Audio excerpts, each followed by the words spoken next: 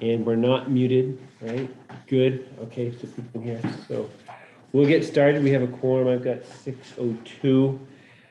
We have a lengthy agenda for this evening. Among the old business to do is A, which is the consideration of the proposed subdivision ordinance rewrite. A couple of things I wanted to note first. Anthony, thank you for all your work on introducing the things that have been brought up by the planning board. You'd make a good secretary. Oh, my I'm gosh. not making you any coffee. George.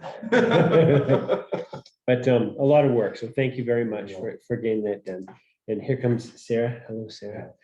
And I had reviewed what had been done to date, tried to see if we deconflicted what we thought we had introduced before. And I think things have been done pretty well. On the way in, I think I heard Rich had a couple comments. Is that correct? Based on the subdivision ordinance, I went through and read it again. I figured I want to make this as good as we can get it in terms of editing and stuff like that. I came up with about, well, I guess, typo type things that I found in addition, but there are 4 things that I wanted to make sure to discuss with the board. Go over. And see Okay. whether it's something that we should or need to address or whatever. And I think Anthony filled me in on one of them. Okay, so I guess I would ask the planning board, is it okay that we talk about those particular things now and then address them? So, yeah, so lead us through what you had, please, Okay. Rich. Page 6 of the, if you go to the ordinance on page 6.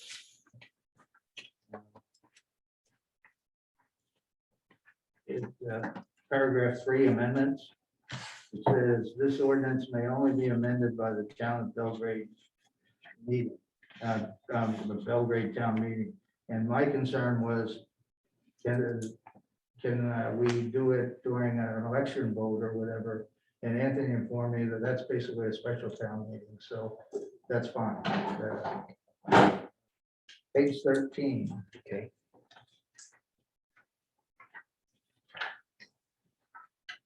Found the same thing I did. 15. Yep.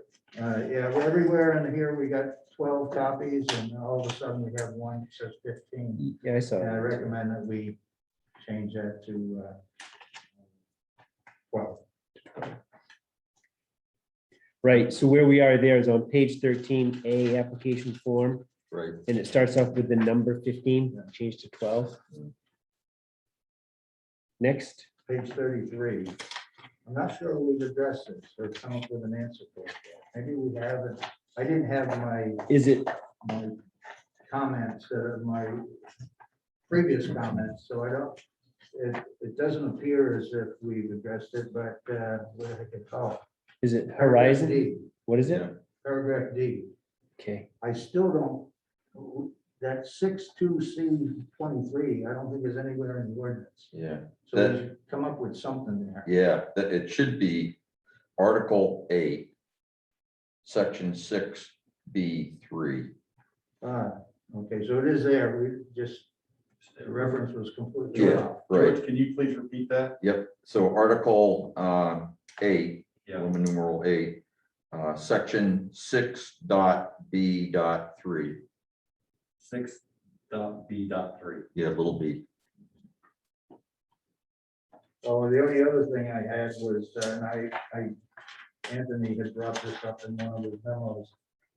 I personally think we ought to be defining or have a definition for horizon here. well, I'm glad you brought that up because that was one of the things that I didn't deconflict between last time and this time. And we had looked it up once and we had one reference or one particular thing, definition, I guess, but that came from the interweb, but I don't know if we all agree on it. Or if we even know what it means. Is the last year of any term, like if it's a 5-year term, so is it will be the 5th year of a 5-year term. If it is a 3rd year terms, is the 3rd year of that 3-year term. The horizon year is the last year of a amount of years terms. So Sarah, is that an engineering term of art, basically? because it's not in the dictionary, it's not in the legal dictionary, because I looked. And, because I mean, I could find examples like you just gave, but, I don't know how to define that. So putting a definition in the ordinance, unless somebody's I have an a lot idea. smarter than me. I have an idea. Why don't we let the town attorney figure that out? Good idea. Well, or we could just leave it in there undefined and see if future boards find it, and it'll be a test. Yeah, I don't know, it's, language changed so fast, and especially this generation, all the kind of words that they add to things, so. Yeah. I'm not sure if it is a new term out Mhm. there, and I'm not sure that it's a correct legal term. Yeah, my guess was it came from like a project management aspect, whether it's an engineering thing, like civil, or something else. well, and there's a economic version and a financial version of it too. So That's enlighten me, why I what, wondered if it was a term of art. so what is the, So like if you're doing financial planning, it's the last year of your plan. okay, that's, Similar kind of thing, but I don't remember the economic one by economists, but the thing is about that term, where it is, where how it's used, the context of it doesn't make any sense either. There's no reference, nothing in there about a 5-year, 3-year, or any other, because it has to do with intersections and traffic increases in traffic at an intersection over the life of a subdivision. But it doesn't, it just seems out of context to me, unless there's something defined in the DOT document. I don't know if I flag that or not, but there's a DOT document that's cited above it. Yeah, DOT's rules and regulations pertaining to traffic movement permits, unless it's used in there. Because, otherwise you don't know, is the horizon year 5, because you're dealing with a 5-year time period, or is it year 3, or is it year 10, or? is the last year, whatever the DOT terms are. Yeah, well, it's not cited in here, so we don't know unless it's mentioned in those DOT regulations, which I didn't look up. So, would it be okay, Anthony, you're suggesting have it go to that particular thing, go to the town's attorney to see how this term is either defined or if it's even used properly in this document? Yeah, and I may go to those DOT documents just to see and do a quick search of those, just to see if the horizon. Yeah, it's in paragraph 2 Yeah. on the same page. Well, and there's a reference to a DOT document above that as well in paragraph 1. Oh, right. So I'll need to just do a quick search of those documents, and then I'll call the attorney's attention to it. And Okay, ask him if he has a better suggestion or a definition for that. thank you. Does that sound acceptable to the board Oh, yeah. in terms, because I think I get the idea of what you're saying, but how to use it properly is important. It does matter. So, Rich, were there other things that That you was wanted? the only, I've got other typo, add an S here, change it as to at or something like that. But none of that, I think, needs to be spent time on here. Okay, I'll give my notes to Anthony and so they're all typos. So those were the 4 items. that was already Okay. addressed. all right, great. Did anybody else find anything that they wanted to kind of flesh out today? I have a few. Okay, Questionable substance, but just a couple of, the first is on the table, page 2, table of contents. We'll need to add appendix A to that, the sample letter of credit.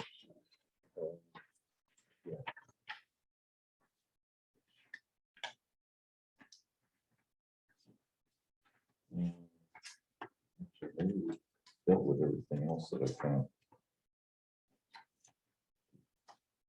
Yeah, we just discussed everything else of substance. The only other thing, Anthony, and I'm sure you probably wouldn't have forgotten this, but we need to eventually, probably after the select board approves this, assuming they approve it, a cover page with the prior amendment dates on it Oh, yeah. and a place for the town clerk to certify. Yeah. And the only other thing at some point, I would suggest the page numbers go either in the center or the right, because once this is stapled, pretty hard to find them on the lower left-hand bottom of the page.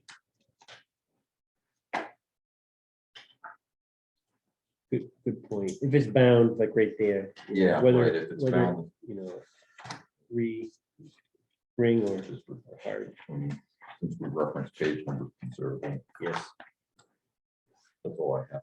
okay.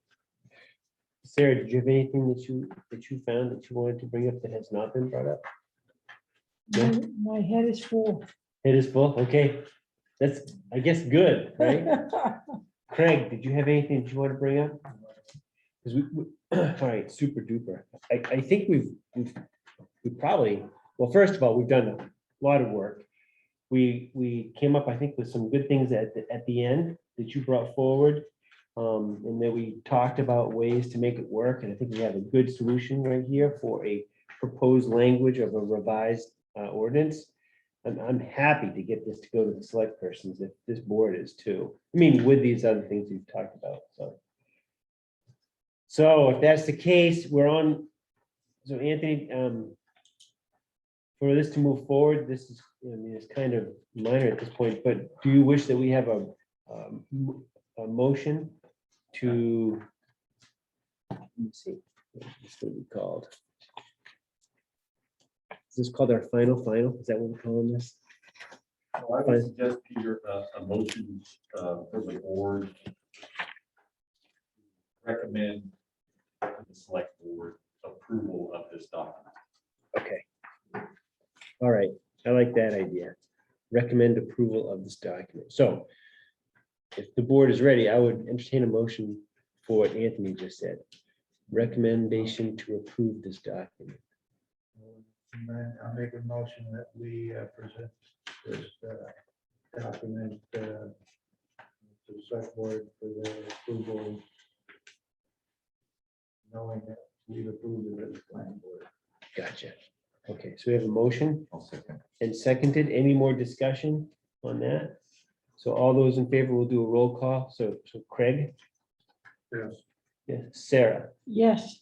George, Rich, Yes. and Peter, yes, so that's 5 in favor, none opposed. That's excellent news. Okay, so that's that part. So I do want to note that this will be on the select board agenda on Tuesday. That meeting begins at 6:30 in this room, and it would be helpful if at least a few of the planning board members could attend either in person or virtually. And I'm going to be sending out the select board packet tomorrow, and I'll include a Zoom link Okay. to that. But if they have questions, I think it'd be good that we have some planning board members here who might be able to, or online, who could address those questions. I will be here. I'm planning to attend, maybe virtually, but we're doing it virtually. Okay. So, Thank you. Well, as I said, I'll send out the packet tomorrow, and I will include the Zoom link, and you all will get a copy of that. thank you. Excellent.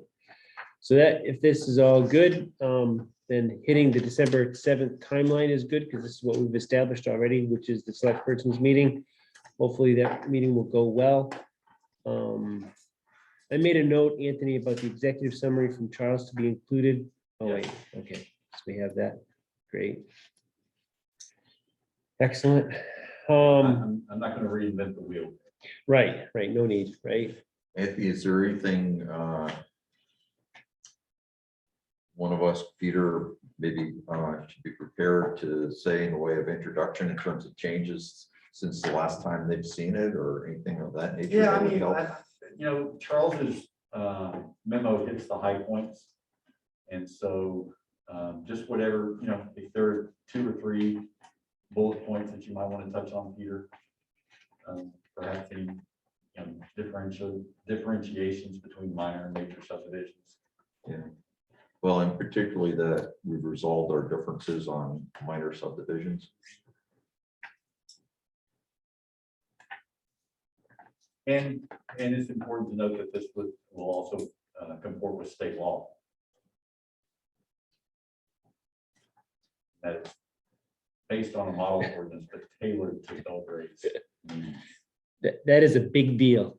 So, yeah, great. Good points. Okay. All right, so that should take care of, for us anyway, 1A, old business discussion of the proposed subdivision ordinance rewrite.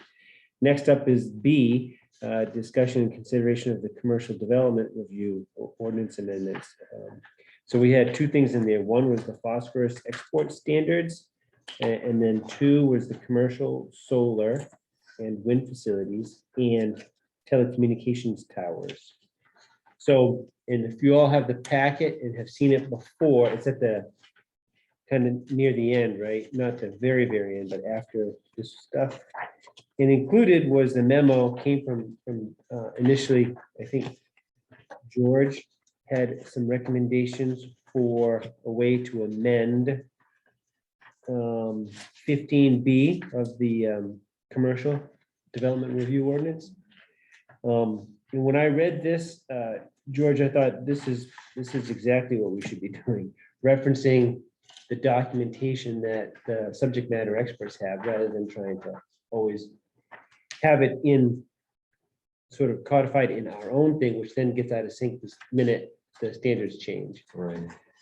So I thought this was an excellent approach myself. So thank you for that, for doing that. Have the other board members found that memo? Again, it's near the end. 4 or 5 pages, 4 or 5 pieces of paper from the very, very end. You'll have to get past this.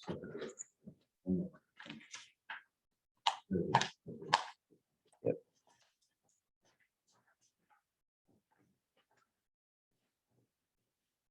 And I don't want to talk out of turn. So George, if there's something that you'd want the other planning board members to recognize, something that I have not stated, then please feel free. Not really. I mean, we've discussed this previously. I mean, this is an upgrade, involves an amendment.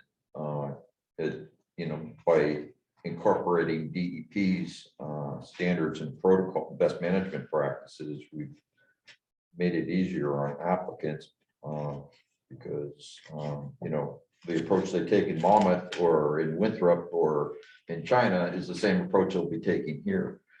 And as I indicated in what Anthony asked me to take a look at, I mean, how this came to my attention was during Brightside when their engineer raised it. And so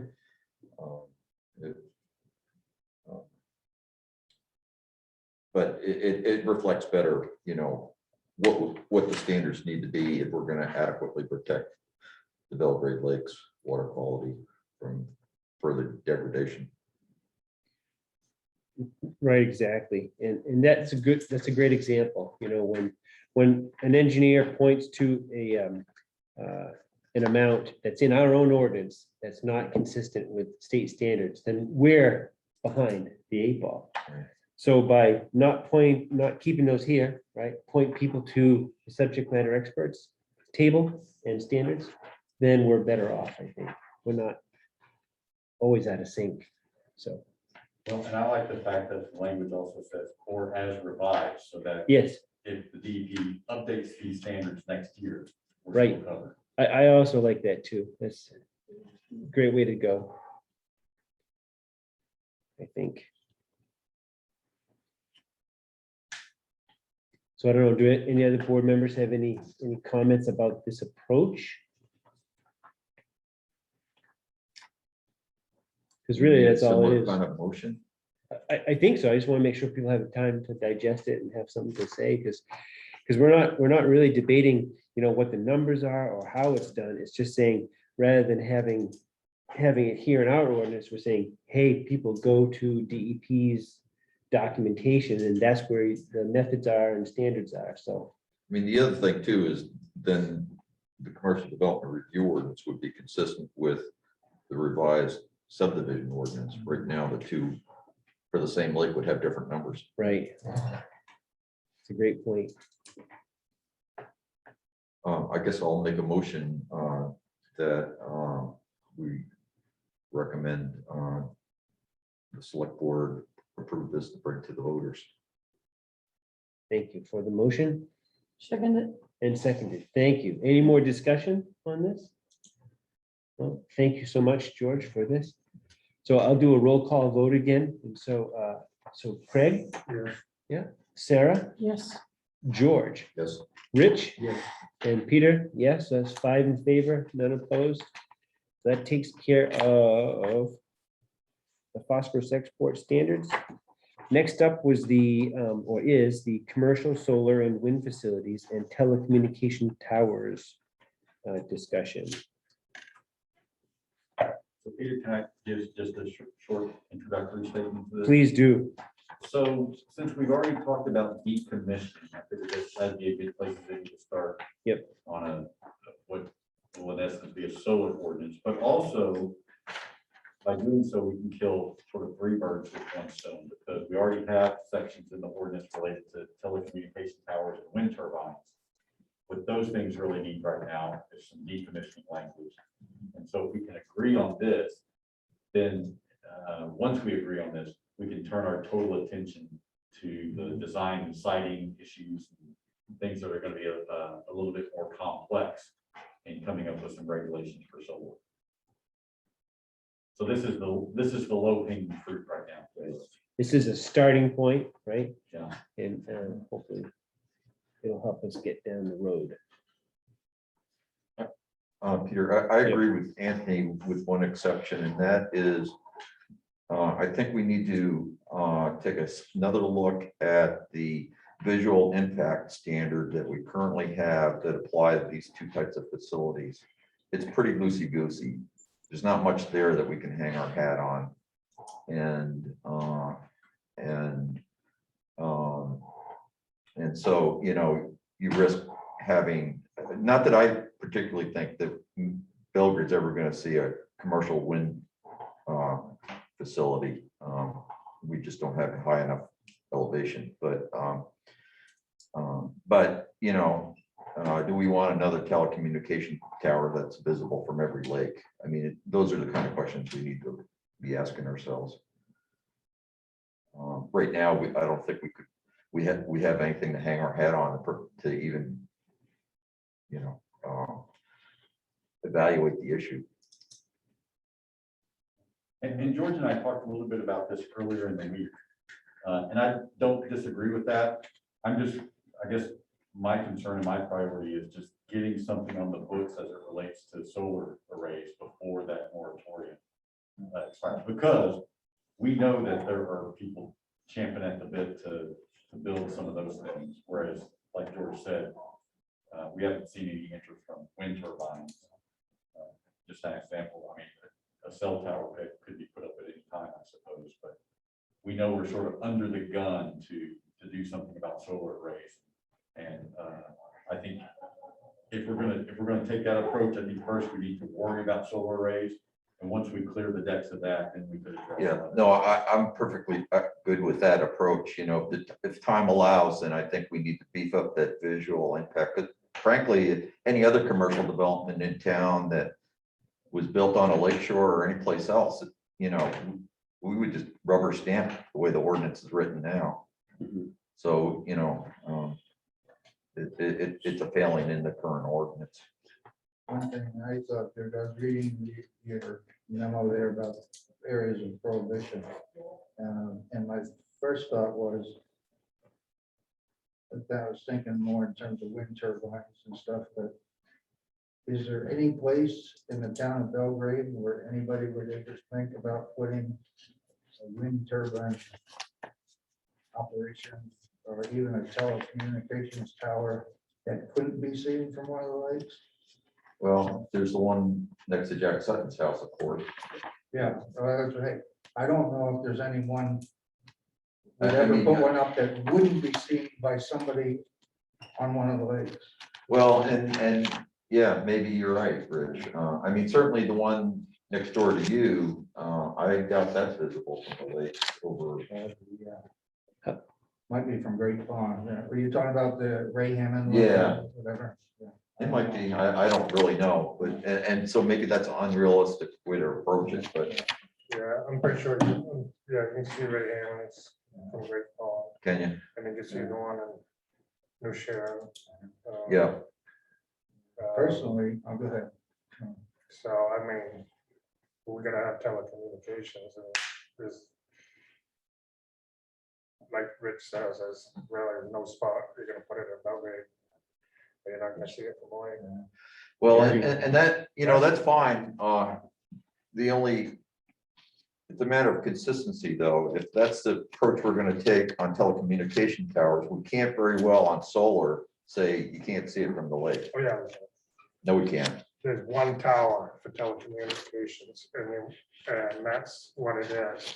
Solar arrays are vast acreage taken up countryside. That's two totally different things. I wouldn't want to be the one to defend that court.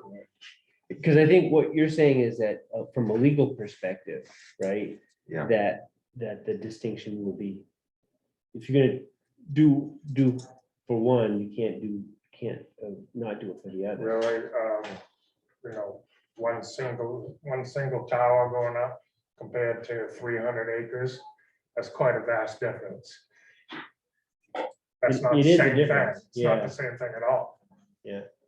Well, one way to skin that cat would be to upgrade the visual impact analysis requirement in the ordinance that applies to all commercial development. And that way we accomplish both. What was that? Say that again? We currently have a requirement for a visual impact analysis, but it doesn't have any meat. It doesn't tell us what to require, it doesn't tell us when it's acceptable. And it applies to all commercial development. We've never used it because it's so loosey-goosey. And if we want to calibrate this to the scope of a proposed project, the best way to do that is to require and yet be consistent, and we're not discriminating between one kind of commercial development and another, and how we regulate them. Then we could do it and apply it to all commercial development, and then we would have that flexibility that you were hoping for. To apply to all commercial. I guess I'm not following. So, Well, let me try again, Craig, 'cause I'm probably not describing it very. So that performance standard is in the main body of the ordinance, so it applies to everything that comes before us. right, Versus putting it something specific to a solar facility or specific to a wind farm or specific it isn't really the appendices, but the addendum to the main body of the ordinance. And by doing that, by just upgrading what we already have, it would then apply to certainly solar and wind and telecommunications, but all other commercial, just like it does now. so you're just gonna have one thing for them all, Right. even though they're all different. Well, my understanding of those, I mean, I think we need to beat that up, like I said, and I only know the kind that DEP requires, and those are based on the scale of a project. So like a solar facility on a hillside facing a lake would, have a tougher burden than, like you said, a single telecommunication tower on one in a field somewhere. I don't know. I mean, there's different ways to skin that cat. Because the solar field is a higher impact than just one telecommunication tower. So. Yeah, and it's a that higher will come out in that impact. analysis. So it's a different bird. It's not the same as a telecommunication tower. Right.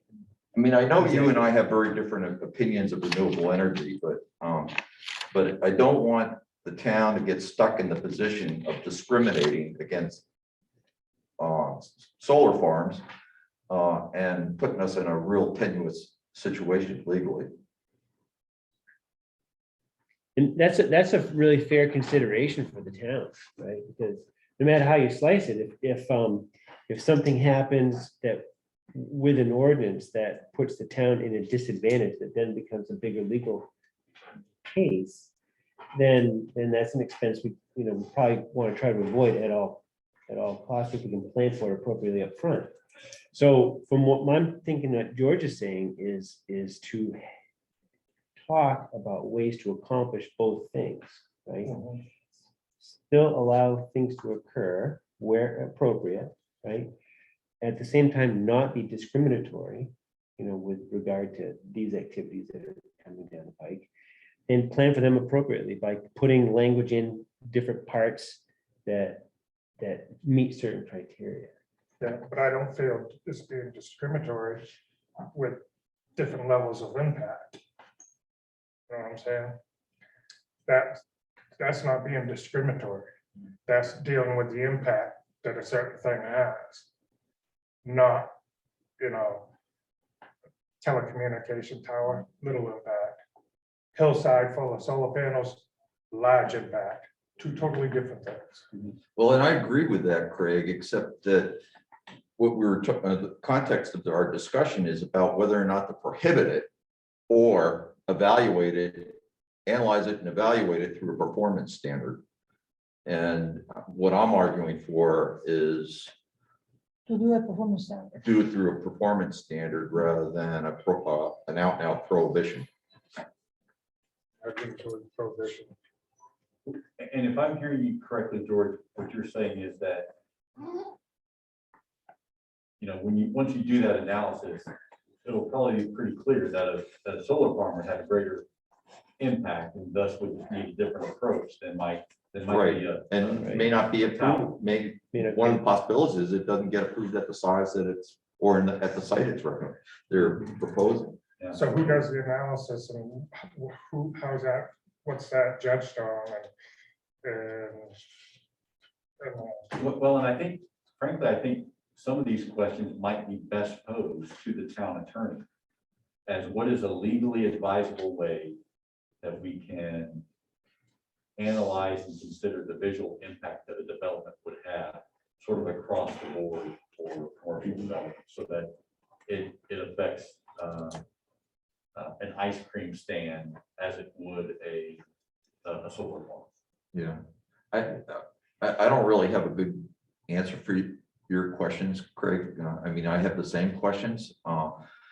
Because this is not my wheelhouse by any means, but there are a whole body of standards and procedures for doing exactly this in DEP regulations for projects, including solar, that fall under the site location and development law.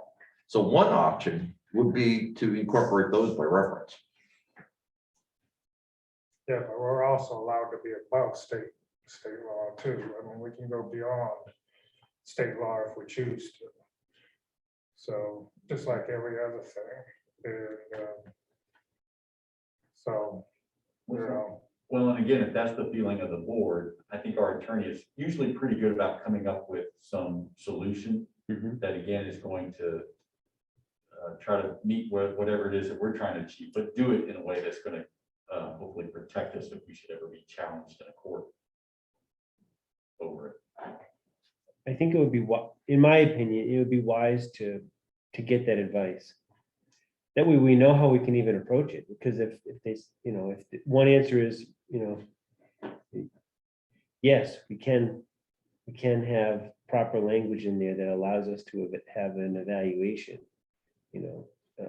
more like what you're saying, then the onus is on us to come up with ways that would help meet something that the board and the town would pass in terms of having criteria and things that would be met. So if you had an impactful thing that, like a solar farm that was proposed, it would have to meet a high bar before it's passed, another question I have too, about this. I mean, am I allowed to go up, take a 4-acre lot and cover 3 acres of it?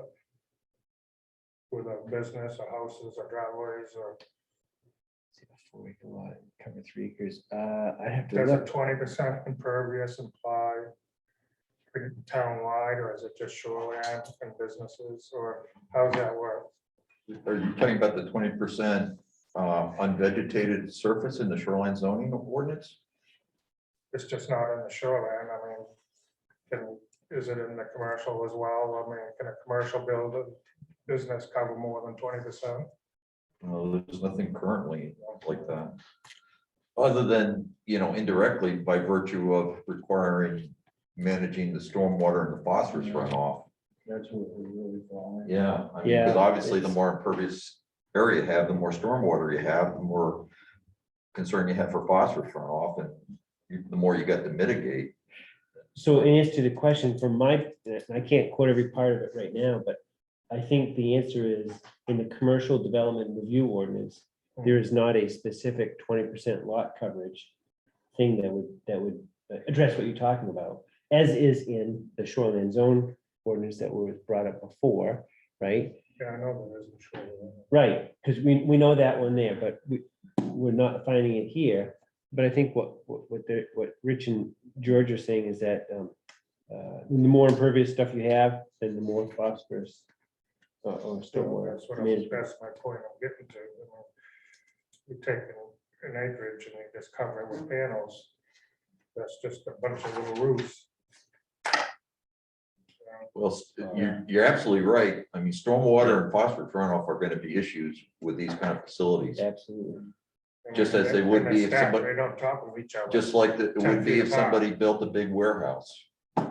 Right, I mean, you're looking at a whole bunch of roofs, right? I mean, Yeah. Basically, so. I mean, it's a little better than that because you have, pervious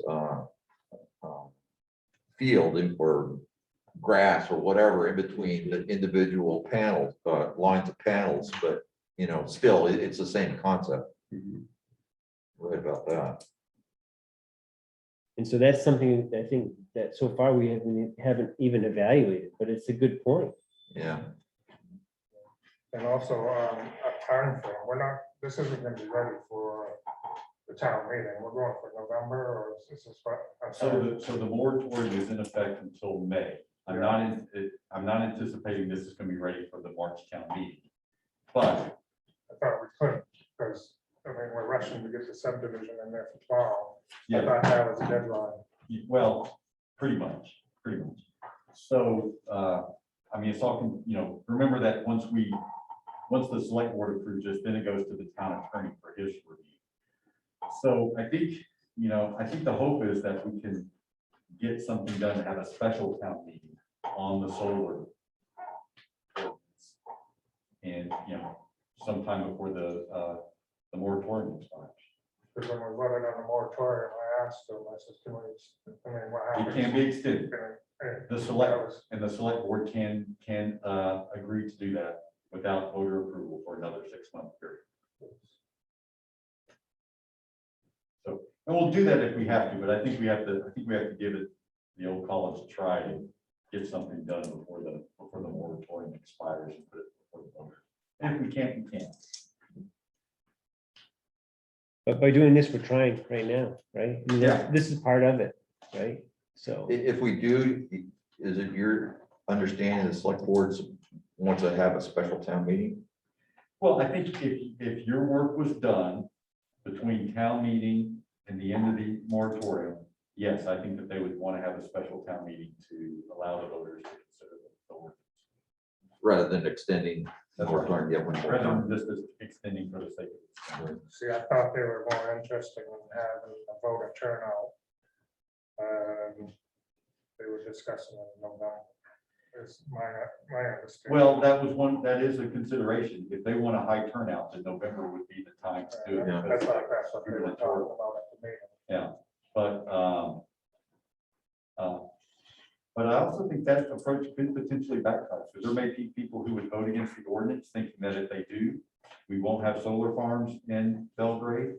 And so it's going to be an important component of the educational campaign to say, listen, if you vote against this, it's not that we're not gonna have solar farms. We're gonna have solar farms with far fewer regulations than if you approve the ordinance. So, I think that's just gonna be an important communication piece of this one. That's a great reminder. Yeah, I hadn't You thought know, of that. That's a great reminder because the vehicle for regulating solar farms is through the ordinance, That's right. the development of the ordinance, right? That's right. And I think that there may be a misperception among some people that we don't want solar farms, ergo, if we vote against the ordinance, we won't have solar farms. Right. And I think we've already found out that with what we have in place now with our ordinance, you can have a solar farm. Yes. But I don't know that people know that because there's no solar farm on the ground. Right, there's nothing visible, Yes. right, Yeah, right, probably a lot of people don't know that we've already approved one. Correct. right. And that too was quite controversial. I know there were a lot of sentiments around that. Yeah, And, you know, I'd like for the town to know that we're trying to come up with a way that would meet needs to, in particular, address concerns that have been brought up before about the solar And farms. I'm sure we've all heard people who would say, well, why don't we just prohibit them altogether? And you have to explain, well, you can't really prohibit illegal business from doing business in your community. Doesn't, if the town voted on it, that passed. Oh, if it passed, yes, but then, So they can. and then someone would take us to court, Craig, and we would lose. We would lose, For sure. 100%. So just because the voters approve it doesn't make it legal. Legal. Well, then, now you're talking, because they approve our ordinances and they're legal. Well, I do think that there is a distinction between this thing. You can't do business in our community because we don't like what your business looks like. Like adult businesses, you Correct. can't really prohibit Yeah. adult businesses in town. That's Or- right. That's That's right. right. And so that's a perfect example, Yeah. Rich, because there's probably few people in Belgrade who'd like to see an adult oriented business in Belgrade. And so the town has actually passed an ordinance that doesn't prohibit them, but limits where they can set up shop. well, and this same subject came up in a slightly different context during the development of the comprehensive plan, and that was a lot of interest in prohibiting franchise box stores in Belgrade. And again, the legal advice we were given is you can't do that. You can't discriminate between one legal business and another legal Right. business. And inevitably, we will have big box stores in Belgrade. You know, Yeah, I I think mean, if it's, Dollar General yeah, it's comes inevitable. forward with their application. So. But by having the correct, as best we can, develop language in our ordinances, then we can limit the exposures of those things, you know, that are least palatable. Right? As long as it meets criteria, it's a legal business that is otherwise approved in the state of Maine. It's either that or you own the land. That's quite frankly the other option, right? As long as you own the land, then you can decide not to have it, but it's, So it seems like you're just talking circles around all our ordinances, just to make it fit for the solar farms. Yeah, I mean. Let's move on, I mean, but I'm sure, we're gonna have to revisit the whole visual impact thing yeah, multiple times. I would say just I think I agree with Craig in terms of these things do have different impacts as such, and Yeah. I personally, I look at these telecommunications towers as that's one thing sticking up that's not very big, and everybody wants cell phones and stuff, so you can't very well say, oh, we're not gonna have any of them when everybody really inside says, I need one of that kind of thing. So, just pointing out that these aren't all the same right, things. They're Right. all visual impacts, but they're different. they are. And maybe as you work through issues like design and siting with solar farms, maybe that'll help inform what you might want to do with, you know, Oh, visual you're impact probably right about that. of the others. So, So what do we got? yeah, where were we? We have, Well, I this is under think more we're- discussion, is that correct? I assume you need us to sort of give our okey dokey on the decommissioning. Well, and I don't know that I'm looking for your for saying, yes, this is perfect. I think what I'm looking for is your input, your feedback, is how does this need to be? I think it looks good, and I think we're ready to move on to the next phase myself. I thought so too, because some of the things we talked about before were for, see, the telecommunication towers, we talked about the see, percentage, right? Yeah, so all of these have, you have to have a financial arrangement, a performance bond of some sort for 125% of the cost of the removal. And one of the differences between telecommunication towers and the green energy is the plan for a cell tower has to be updated every 5 years, for a wind turbine, for a solar array every 3 years. Right, and I saw those in there, so I thought, well, I think that's what we want, or so far is what we've talked about. It's maybe not finalized yet, but that You was know, I it. did just notice something, just looking at this first page of this is for wind energy and for solar farms. We start off by, we start off by defining what decommissioning is, but we don't do that for telecommunications towers. So maybe we need that same language Yeah, at the beginning of the telecommunications towers. Yeah. Good point.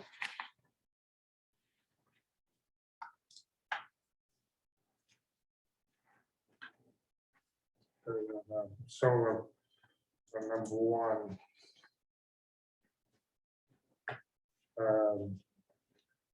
There's a rebuttable presumption that decommissioning is required if no electricity is sold commercially to an external customer for a continuous period of 12 months. I thought we were in a percentage range, like 30% or 40%. I didn't think it was just zero. So there was a percentage, weren't we at a percentage where then it's deemed not operable? I don't remember that, but I see what you're getting at, and I wonder if maybe a way to I'm pretty address. sure we talked about that. Well, I wonder if there's a way to address that by, if we'd have to rely upon someone else's expertise to define a certain number of kilowatts or whatever that have to be produced. Craig, could you run through that again? I'm not sure I'm following. They're saying decommissioning is when it's zero electricity, and that's not what we discussed. We discussed a percentage, I'm pretty sure, where like if it was 30%. So that pack that you got right there, this pack that you all have, Yeah, has all of the other language that we gathered from all the other words. so I'm not sure I agree. I mean, if we've got an application for a natural gas power plant, when they scale down to 25% capacity, you're not going to ask them to decommission. So why would we do that for a solar farm or a wind farm or any other kind of energy production facility? I mean, that's pretty routine depending on what the needs of the grid are for base load and peak energy. I mean, like, for example, the dam in Bingham, that's primarily for peak demand. So it scales down at night and scales back up in terms of its discharge dramatically at 8 a.m. in the morning. And I know that only because when I fly fish up there at 8 a.m., you better get your tail out of the river. Right, because water's coming downstream, right? So We had talked about when a certain amount of percentage isn't being sold as electricity. We were working on this before. I do remember that question coming up. I do. Yeah, Attaching I the don't. percentage.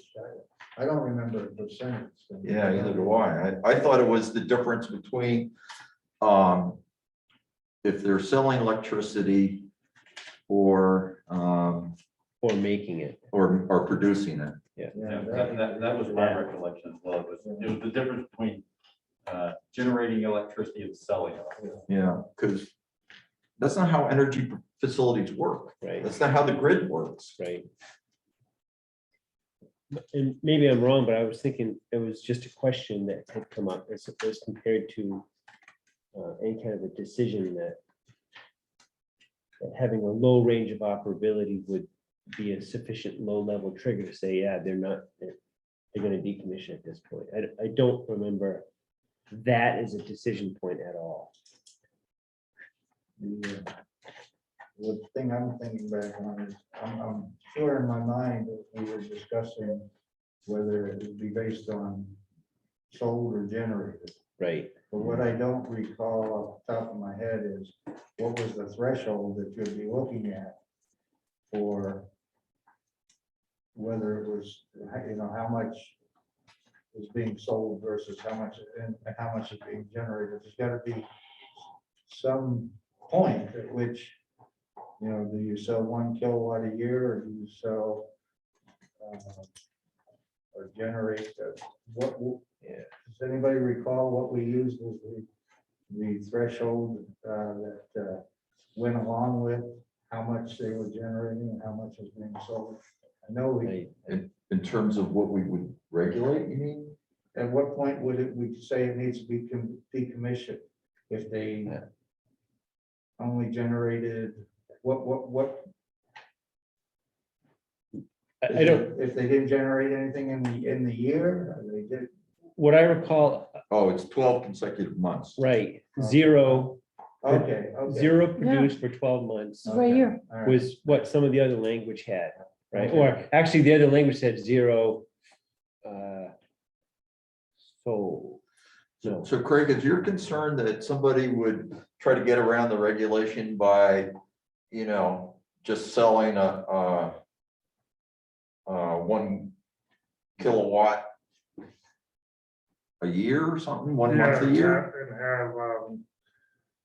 and have, 300-400 acres tied up, yeah, especially if we're looking at it from a lake. But absent notice, decommissioning or written notice to extend in circumstances of shall be considered abandonment fails to generate 10% or less permitted capacity for electricity continuous period for 12 months. This is Reedfield, but we had talked about something similar to that. Because, if you're just gonna leave them there until they're all dead, they need to be selling power. That's why they're there. Right. And if they're not selling power, well, then they shouldn't be there.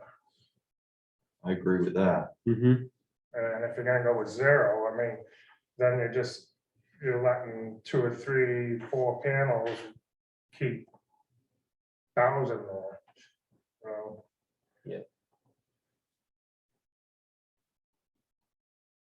it's a good All right. point. Well, and so maybe Reedfield does provide a good model in that regard, is they do put if you sell less than X percentage, in their case, 10% or less of the permitted capacity, which that provides you with a Mhm. specific number, then it has to be decommissioned, so. That's a pretty small number, so you would think, that's why I was going for 30. you would A think, third of the panels out there aren't working. well, except, none of us know squat about these solar facilities and how they operate. So you gotta be careful that we don't have unintended consequences here. There may be times when they take down part of their panels for maintenance and stuff like that, just like any other energy facility.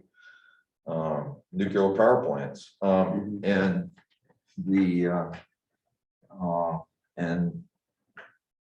I would need to hear from somebody that has some real expertise in this before I would feel comfortable with any number larger than 10%. They won't be doing maintenance for 12 months. Yeah, there is that. You could be protected against that because it's over a continuous period of 12 months. Well, that's true. So What would be the basis of a third, though? We move We for, got, you know, if a third of them are sitting, so these panels are just dying offline, because they're only 20-year lifespan. 25-year lifespan, then, you know, we need to find a spot. And it doesn't have to be, you know, it shouldn't be right down to the bottom where there's a tenth of this place working. I mean, we're gonna find a spot where, you know, and that's why I'm saying 30%. Could be 25 cents, say a quarter of them. If you have, you know, 400 acres tied up, and just a quarter of these panels are actually functioning, now it's time to start taking care of it. Because now you're just waiting another year for it to be at 20%, and then another year for it to be down to 15%. So it's not amounting to anything as far as power wise. And so it's that, taken up our, So Craig, again, you know, look at other energy producing facilities, look at the dam in Shawmut. It doesn't produce anywhere close to 100% of its capacity. It probably is more like 20 or 30%.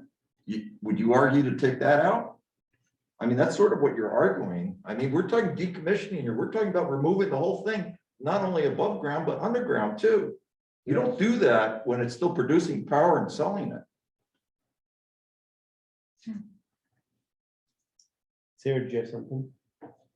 but I was gonna say that I think they just of what Craig is saying, but I wanted to know if you're saying this 20-30% arbitrarily, just put a number there. It's not like you got it from, let's say, from other places that have been decommissioned or something like that. so if 75% of these solar panels Sure. are down and out, Sure. well, the other ones are going down and out. So we just wait another 5 years to get a trickle of energy out of these things. Well, it all depends on the quality of the panels, and all it depends on the people that are managing all of that. Because by actually then, let's say by going your way, we forcing the people that install this farm to actually do maintenance. If they're not doing maintenance, is that the case? So That's I don't know, it's all theoretical, there's nothing, I haven't read anything about that. Would it help if tomorrow I call the Reedfield town manager, whom I know, and just say, hey, tell me about what the thinking was behind the 10% number in this portion of your ordinance? that would be helpful. Oh, yeah. I have a question for you, Craig. And again, this kind of shows my ignorance. I thought when solar panels are on the decline, they don't just stop, they get increasingly less efficient. Right, And so it isn't that you get 75% of them dying per se, you get 75% of them that are less efficient than they were when they were first installed. And at some point, it's no longer economical to operate them. Do I have that wrong, or? Well, yeah, but it's the same thing. It's, doesn't matter if 75% of them aren't working, or if they're all just given 75% less power. Same thing. I don't know, I'm just really uncomfortable with the concept of the town of Belgrade telling an owner of a solar farm, your facilities become less efficient, you're closing down, well, how are we gonna we're determine, ordering you to close down. how are we gonna determine if they're operating at 25% or 30%? Well, they gotta be recording the amount of electricity they're selling. Who's gonna police that? Well, Well, and I they think- gotta update their decommissioning stuff so they can inform us when they update their decommissioning stuff And every that- 3 years. And that may be information that the Public Utility Commission may have as well. I don't know.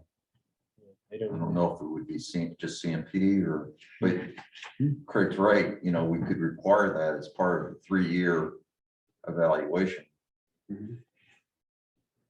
I'm just really uncomfortable with requiring a solar farm or anything of that large, you know. Mhm. I mean, let's look at Dollar General. Their buildings are designed for 25, this design life of 25 to 30 years. Are we gonna tell them they have to take their store down in 30 years? It might be helpful to get some feedback from Reedfield, you know. what- Yeah, no, what they I have to agree say, with that, you know. because the fact of the matter is, we don't know what we're really talking about here.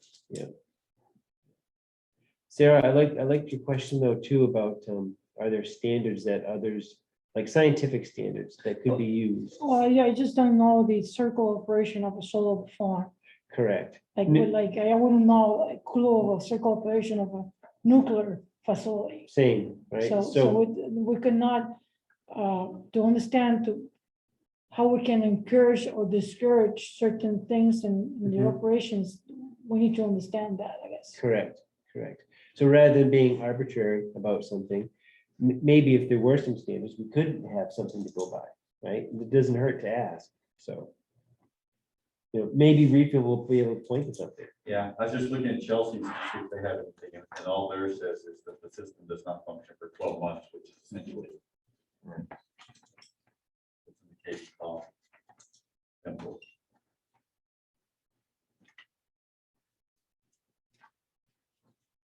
Okay, so I'll take the refill and report back on that. Okay, thank you.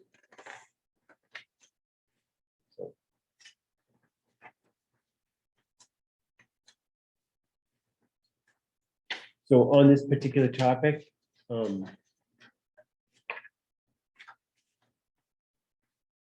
otherwise, the other language, I think, is looking good, Anthony, that we have in there. If there's something that we could discuss about Craig's point, then that would be great too. Did you folks see anything else that you think needs to be addressed?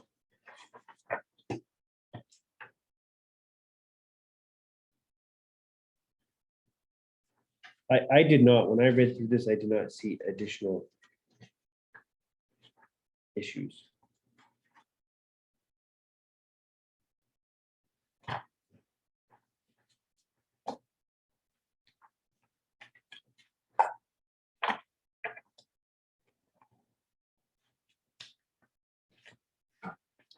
We cover some pretty important things, you know, like nothing from a solar array would go to the Belgrade transfer station, right? Right. That was an important thing that we talked about at one point. And full removal of the infrastructure, which is a higher standard than the state. Correct. Yeah, And where the land can be reused. right. Reclaimed and reused, that would be good. Okay, does that cover this particular topic? I got a quick question. Surely. Why would we want that to be going to a transfer station? Oh, we don't want it to go to the transfer station. To ours, right? You guys know. Because then we have to pay to have that stuff hauled away. Right, it's a financial So we- liability. Yes, and when you take your trash to the transfer station and you put it in the hopper, the town actually pays to. Never mind. I was Have it. thinking, never mind. I'm good. Got it? I got it. Okay, all right, super. All right, Sorry about that. no problem. Not to mention the capacity or limited capacity for metals at the transfer station. I know we just talked about this, but question just in terms of reality of, say telecommunications tower. You know, shuts down or not operating for 12 months, considered abandoned. How in reality or practicality would the town know that that tower wasn't operating? It's a great question. How would we discover that other than somebody who, I don't know, Yeah, just a question in my mind. I do not No know. idea. The only thing I would have to guess would be there's some downstream reporting. So from the cell tower and the various things on it, that each of those providers would have to somehow like it, maybe go to SEC maybe, or somebody and claim that it's not functional for any or all who are on that tower. Well, It again, same thing, they gotta update their decommissioning every 5 years, so. You know. We can incorporate something into that decommissioning plan Right, to show us that it's still working. And still in use. and that's an opportunity for us to do it in the language that we're showing now, right, which would be good, right? I think, Rich, was your question about how do we know that now? Yeah, it was kind of like, Right, you know, the one there, say at Hammond's, it could have been discontinued 15 months ago. And like, how would we know? Right. Just, I could see knowing solar place was basically not in operation with the. And it was just a question. It wasn't because I'm arguing anything in the right. proposed regs. It's just, I was just wondering, how would we know? So I think that 5-year assessment would be a good time to do that. Maybe if along with it, they have to provide some evidence. Yeah. And maybe that could even just be a sworn affidavit from the owner that the property or that the tower remains, or the development of whatever sort it is remains commercially operable. And the other thing, so that would be good going forward. I think to answer your question now, like if a tower was not operational right now, I think one of the ways we would find out about it would be from public. Because all of a sudden, if you're in that area now, line of sight to that thing, you're getting nothing, right? So there will be some reporting, I think, to the providers, maybe the town, I don't know, but. Anthony, when this whole discussion, you know, since we're sort of on our own here, you know, we don't have any technical expertise that's coming to us other than what we can get from other towns by beg, borrowing, stealing from their ordinances. Might be helpful when you talk to your colleague at Reedfield, ask what technical expertise they relied on, because you know, they, again, you know, going back to the question, why 10%? You know, why not 25% like Craig suggested, or 30% as Craig suggested? You know, we don't want to be in the position of regulating something we don't understand and creating all kinds of unintended consequences.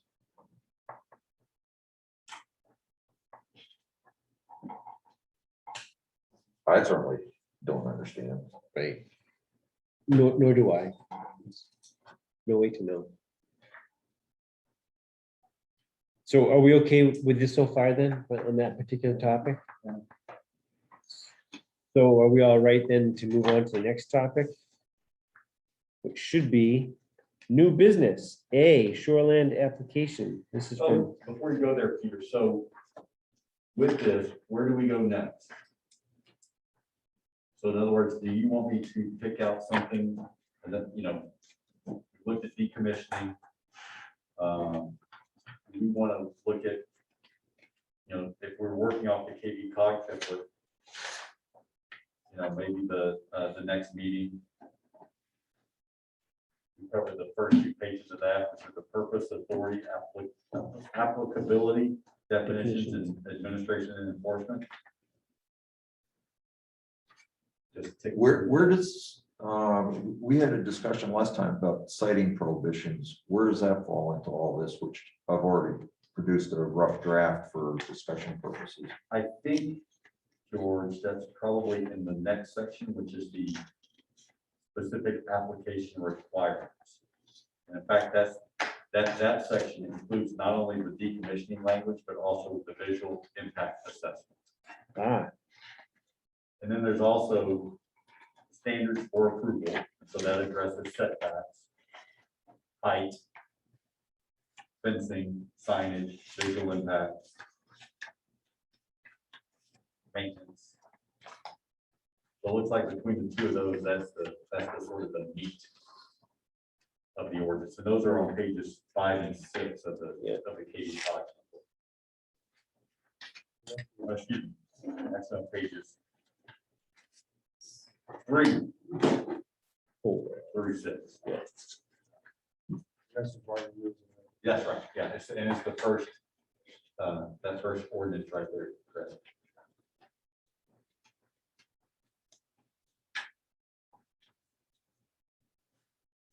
So Anthony, you're suggesting that we, next time, at our next meeting, discuss Well, I don't sections know. 1 through, Yeah, 1 and 2, or we could just jump into the deep end and start on, do section 6. I mean, I mean, the definitions are definitely important. As you know, I had a hard time visualizing the threshold of where we're going to start regulating in terms of the with regard to solar and the point with megawatt, what that really meant on the ground, but some of these definitions, it'd be good to know how they're used before we're talking about what they mean. Yeah.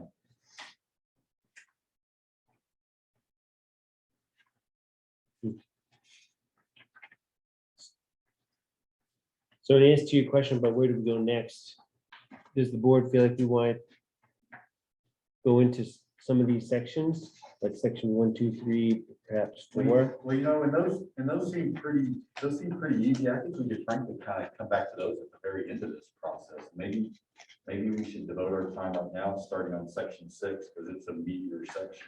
That's It where the is. decommissioning is. It is, and it's going to require more conversation. Yeah. And so maybe I'll go through all of these ordinances that we have right now and pull together the portions of these ordinances that relate to section 6 from the KB cog template. Just so we can start reviewing those at the next meeting. Okay. The only thing that I would want to make sure to mention, though, with the definitions, George, if we get into meaty discussions of the meaty sections, we may get, without having the context of how to use some of these terms, we may get a little wound around the axle. So you know what I'll do though is first I'll do a search and find on the definitions throughout this document, find out where those definitions are, and then I'll hone in on the ones that are in section 6. Okay, all right, thanks.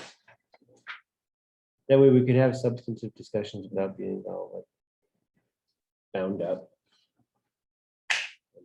So your thought, Anthony, is, I mean, having citing prohibitions goes above and beyond anything these other towns or KB cog has contemplated.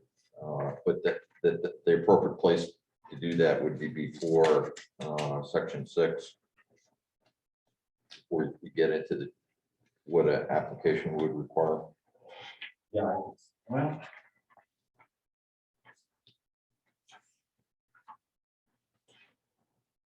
Well, I don't know. Or, I mean, it's sort of like, you know, the cart or the horse, because it could be prior to standards of approval too. I mean, even if you have prohibition saying, for example, you can't have solar farms in the village district. Not that that's probably going to happen, but you know, you need to have something in the application requirements that says, what district are you in?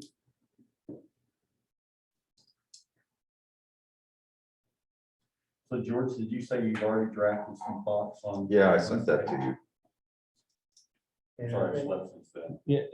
I think it was in the flurry of emails that you actually Oh. responded to it, but There were a lot of emails, which was good. Thank you. but I actually, there's one thing that I think has to be changed, otherwise it'll be basically prohibit solar farms in all of Belgrade, which can't be. But if you want me to, I can make that tweak and then send it to you again. That'd be good. And those thoughts had to do with siting. Yeah, I mean, I'm approaching this the way I did when I worked at DEP with nuclear waste facilities and solid waste landfills and hazardous waste landfills, and where do you locate new gas stations? You know, you eliminate the places that they just absolutely shouldn't be in. And then you regulate what remains. I mean, it's a process of elimination. Right. You know, that the geology's a key here, but other factors are. Right. Yeah, so this doesn't really speak, at least the KB cog doesn't really speak to site. From my quick look at the KV cog one, it allows whoever the developer is to have it meet their business model or not.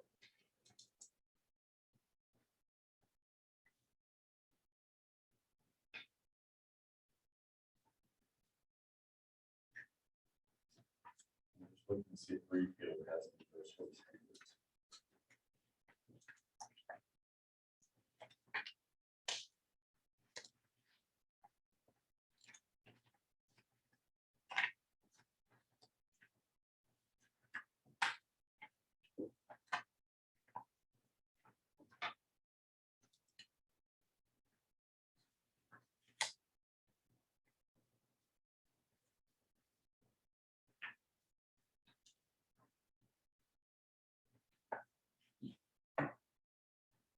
Not that it exactly. So they have on page 5 of the refill model, Yeah, under section 7, paragraph 5, they do have prohibited locations yeah, shall not be placed within any legal easement or right of way location, or be placed within any stormwater conveyance system, or in any other manner that would alter or impede stormwater runoff and collecting and constructing stormwater conveyance system. So that's a pretty loose guideline. Yeah, I don't know how you can have a yes, no, black and white prohibition on that basis alone. that would be challenged. Yeah. You definitely have to regulate stormwater and manage it appropriately, but have a prohibition based on Yeah, that seems, so it was an attempt to have, it seems like a hidden way to prohibit solar farms in Greenfield. it is an attempt to have a place to have or a method to prohibit. We could argue about how effective it is. So I just wonder though, is a stormwater conveyance system that natural or man-made or either? I was assuming it meant it would be natural ones as well as man-made, but maybe Yeah. they just meant man-made. I don't know what that is in the context of Maine. But No, they say within any stormwater conveyance or in any other manner would impede stormwater runoff from a constructed stormwater conveyance. So I think when they're saying any stormwater conveyance, they're saying natural Or or man-made. man-made, yeah, because they refer to man-made below it. I see. I agree, Craig. I think it was their way of doing any either. I mean, obviously, as is my way, I've discussed this a little bit with my wife to get a little bit of little talk legal advice, and any prohibition that we incorporate has to be tied to the comprehensive plan, because we're getting into the realm of zoning. And if you don't tie it directly to the comprehensive plan, then you don't have a legal foot to stand on. That's a great point. We have to keep that in mind each time. So, presumably Greenfield has something like that in their comprehensive plan that to provide a basis for that prohibition, but Well, so at the next meeting, let's get George's thoughts and we'll get those down on paper. yeah, and start I mean, it's thinking- just for discussion purposes. Yeah. I like that idea. Let's do that. And lastly, this packet that I gave you with all the ordinances. Yeah. Please keep those. Yep. Because we don't want to have to print them out for every meeting. Right. Definitely keeping. It's a keeper. Okay, so Anthony, does that help answer questions before you boogie? So if we are done with old business, I think, are we okay to move on to new business? Mr. Sidar has been very patient with us. We good? think so. All right, Mr. Sidar, thank you for your time and patience as we have conducted other business before getting to this. So thank you very much. And it looks like we have your application. Does everybody have a copy of that? Yeah. And it looked quite complete. So thank you for doing that part too. So that is really helpful.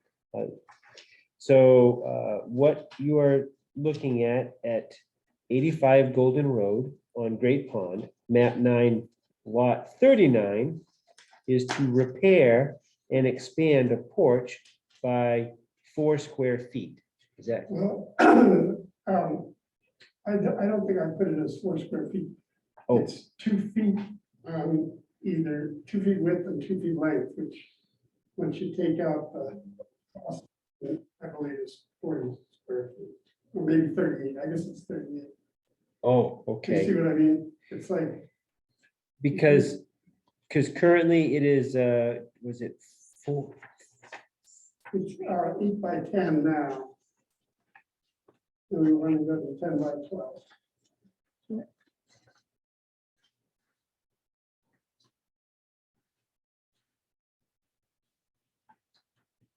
Which if my math is right, it's 38 square feet. Okay. Okay, I think I understand. So forgive me as we have perhaps a math error here about the indication of the repair and expansion value. But you do want to repair and expand that porch by, we think, 38 square feet. 2 feet in each. That's how we got, someone's came before, they said 2 and 2. That's how it was. So the dimensions by 2 feet in each way. Correct. Great. Let's see. So maybe the first, because I did look at this. And if and the pictures show the current deck. And if I understood it correctly, the dimensions that you wish to go and expand this, let's see now, would be, let's say parallel to the waterfront. So if your waterfront were this way, Parallel would be 2 feet. And perpendicular would be 2 feet. 2 feet, and perpendicular 2 feet, so away from the water, would that be like back towards, is it maybe like a little set of stairs or something? I think it's like the part of step to- Oh, yeah, switch is right here, it's behind us. Oh, I'm sorry, I was looking at the wrong thing. Oh, thank you very much. I shall do so. Do you little see- part. do you have that one? I do. I Yeah. hadn't turned it over. Oh, Okay, thank you. Thank you. Yeah. Okay, so nothing is being expanded towards the water. I guess that's the bottom. That's right. Nothing is being proposed to nothing be. is going close to. Okay, Question I have, Peter, is, it appears as if the camp is already camped in the bump outs and deck or whatever, it's 10,000, not 10,000, 1,055 square feet. And I don't know how much of that is within 75 feet of the water. I think someone here said it's, the camp itself is 50 feet. But within 75 feet of the water, you can only have 1,000 square feet. This camp was built in 1950. Pardon me, The camp was built in 1950. 1950, yeah. But if I got this right, you have 1,000 square feet within 75 feet of the water. If the entire camp happens to be within 75 feet of the water, you'd be expanding on top of what is a legally existing non-conforming structure. Does anybody else see that? I think so. So we're on page 10 in the ordinance, correct? Because we're talking about non-conforming structure on a Yeah, conforming lot. Yeah. So where we are, do you have our ordinance, Mr. Sidar? I'm sorry, Have you referenced our ordinance at all? Because I just want to help guide you through how we're doing this, that's all. yeah, I have reference, but I don't have it in front of me. Okay, so if you don't mind, I'll read some stuff as we go along. That way, you're hearing what we're all hearing. Okay. So Rich, I was looking at this because we're talking about all other for structures, this is under C, then little one. For structures located less than 75 feet from the normal high water line of the water body, that's right? That's where you are. Yeah. Water body tributary system or upland edge of a wetland. The maximum combined total footprint for all structure may not be expanded to a size greater than 1,000 square feet. Then it talks about the maximum height. What we don't have, I think, to help me, but I don't think, maybe we do, is the dimensions of the camp. Yeah, we have them right here They on are. this page here. So the camp's 33 by 29, and 29 is a width ways. So if he's at 50 feet at the front of the camp, that means 13 feet by 29 is beyond the 75-foot line.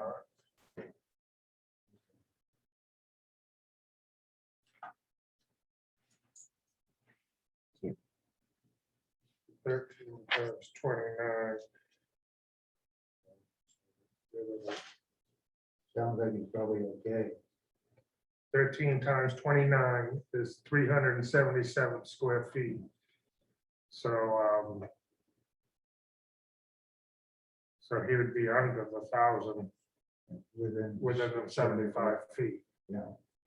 And this, what he's adding on, wouldn't bring it above that. He's adding on 40, Yeah. where was it? Yeah, it I would, just saw it. it would be 12 by 10, right? So it'd be, He has it somewhere. I think it's 38. Yeah, 38 square feet. Yeah. So he'll be way under. Wouldn't that be 40 square feet? They cross. And that only counts once. Oh, I see.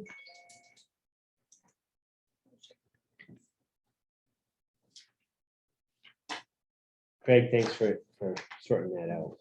Yeah. It's Just good. curiosity more than, is this, are you gonna tear the deck down? And it really doesn't matter here, but are you gonna tear the deck down and rebuild it, or are you gonna kind of add on to it, right? Repair? It's not safe now. The railings are rotting away, and I've been replacing floorboards for 4 years, 2 or 3 at a time, so it needs to be taken down, and we probably do. Okay. Reason I asked of the application, I think said repair, and I was trying to figure out what that entails. Well, a Basically tear down and repair- replace. A repair is an existing structure, not an entirely new structure, as I understand. Basically tear down, replace the deck, then expand it at the same time. Correct. So maybe repair should be replaced That's what. with replaced. Place. yeah. Does that, based on that discussion, does that meet what you're intending to do to replace it? So if that's okay with you, then, because I think we're in agreement that that activity is a replacement as compared to just a repair. And replacement's allowed. Yeah, and replacement is allowed. Would you be willing to just change the word from repair to replace? I certainly would. And so the convention we use here, because we're live and we can do this together, is that you just come up and you could, on the original application, which is right here in front of us. Just, Peter, while he's there doing that, I would just bring attention that so hang on, but it's gonna be, Just we've right been here. provided with it, this table, the square footage of unvegetated area, but it was never completed. in The initial? question initial 8. and date. Please. I'm sorry, I was mentioning to initial and So date. question 8 was never filled in. We have the information, it's 5430 square feet, but it was never filled in question 8 on the application. So Okay. take care of that right away. So here we have you had a value and then you white outed it right here for square feet for number 8. So square footage of unvegetated thing, right here. It looks like, so I think what George is saying is that since we don't have a value there, to have a complete application, we Yeah, would request that You you put the provided the value. information in Yeah, this table, okay, but so what was the number again? 5430 square feet. And then just initial and date, right? Like doing a check, Which doesn't come anywhere close to the 20%. right? Thank you for the calculations.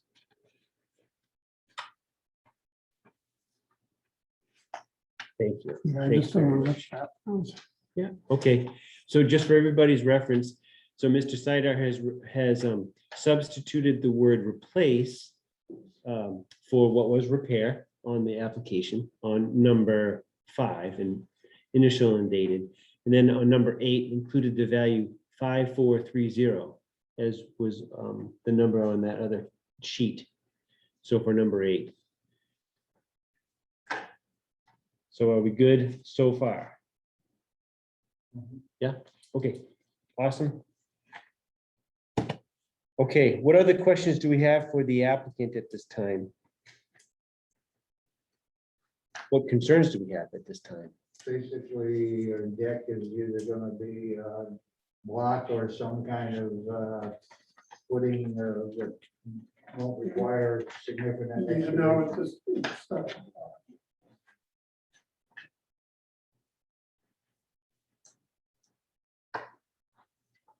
So is it just blocks? I missed Yeah, it. it's gonna be yeah, that's what, proposed. yeah. Okay, awesome. All right, anything else? Not for me. No, not Pretty for me either. basic. Okay. Won't need a DEP certification number because it's no real expedition. Okay.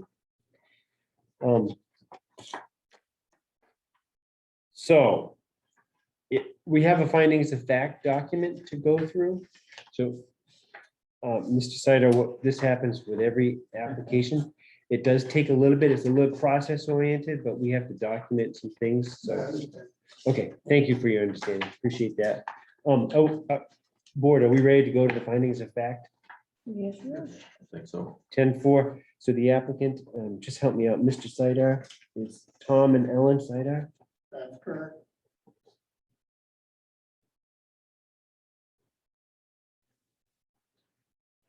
Was it? Just help me with it. Application or address, was that 85 Golden Road? I'm going on, oh, thank you. Golden Pond Road. Belgrade Lakes. Mhm. Tax map and lot, 9. A lot 39, not 9, lot 39. thank you. Thank you very much. Appreciate that. Yeah. All right, so we'll just go through this and bear with us, please. So number 1, findings of fact, the applicants on date, as today's date, applied for shoreline permit for replace deck, Replace and expand. replace and expand deck.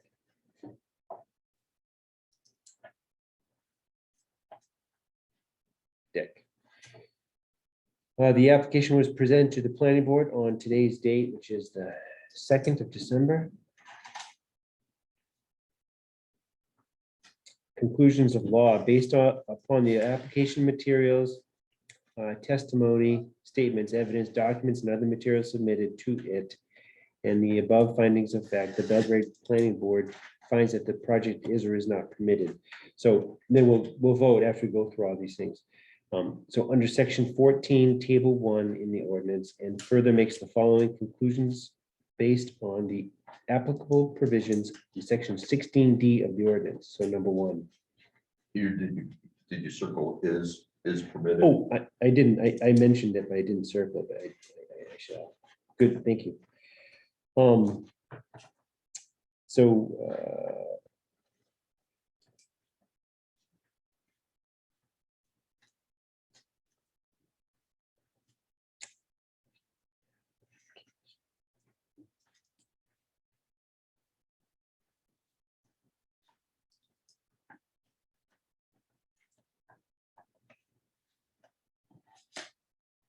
So, so our standard language, help me if I'm doing this wrong, was, so in this case, by a vote, the board found this standard was met, which has to do with maintaining safe and healthful conditions. We said based on the application submittals in the public record, right? So We I need say to that, Get you a stamp. I know. I'm trying to handwrite as quickly as I can, and so I'm gonna, Take your time. I'm Good. just going back to camp and go to sleep. okay, all right, we'll try and get you there as quickly as we can. But this is standard language, we'll use it unless there's something that deviates from it. Completely understand. Okay, thank you. So for maintaining safe and healthful conditions, the board found this standard was met. We'll vote, roll call vote for each of these, right? So Craig was, and Sarah Yes, was, George Was, and Rich. Yeah, I do too. So that's 5 in favor, none opposed. Number 2, will not result in water pollution, erosion, or sedimentation to surface waters. The board vote that this standard was met based on the application submittal and public records. So Craig, Well, no, so will not, thank you. The standard was met that it will not result in water pollution. Okay, thank it's like a you. double negative. It is, it Yeah. is. And Yeah, it was not. yeah, and then Rich, Uh, yeah, Is it whatever is the right answer, was not? It will I not, read yeah. that as it ought to be was. Was, yeah, Yeah, it should be Was met. the standard was met that it Yeah. will not result in water Yeah. pollution, et cetera, et cetera. So are we all clear on that? Are we all in yeah, agreement? it was. Okay, was, thank you very much. I was either beginning of it. Yeah, I'm with you. I totally understood what you're saying. Have we done this before?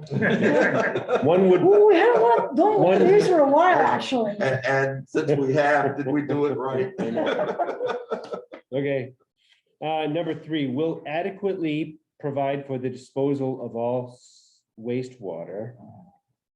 By a vote, the board, Must be an I would think so too. Yeah, The standard does not apply, NA. in my well, opinion. there's no wastewater at issue here. NA, thank you, everybody. Number 4, will not have an adverse impact on spawning grounds, fish, aquatic life, or other wildlife habitat.